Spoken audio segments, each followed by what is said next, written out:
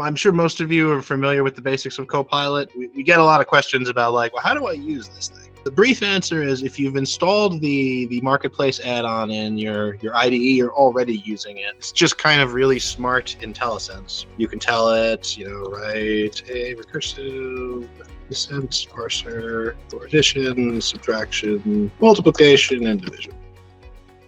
And it will spit out a recursive descent parser that covers those factors. It does know most of the popular libraries and a few of the obscure ones. Right, and Express server on port 3030. So in this case, Express is, if you don't know Node.js, Express is a fairly popular Node library that's used to write web services and APIs and stuff. And here you go. There's a couple of built-in commands to Copilot. My favorite one is this explain. If you highlight some code and tell it to explain, what it's going to do is exactly that. It looks at the code, it figures out what libraries you're using, what it's doing, how are we making event handlers. You get some better question-asking ability on C# code, I found. Like, for example, if I go, okay, so this is a save method for a game that I'm writing. How would I load? And you click that, and it's smart enough to know, oh, in the same file you're looking at, there's a load method. If there wasn't a load method here, you could ask it, how would I write a load method based on this save method?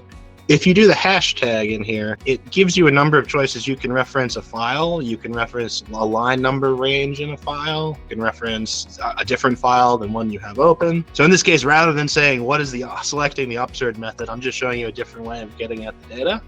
I write some pretty weird code sometimes. It's able to analyze it and figure it out. It's not just for like enterprise code and simple web apps and stuff. You can give this some weird problems and have it kind of analyze them and really tell you what's good stuff. That's how you use it. Find your hotkeys for your IDE and just start talking to it.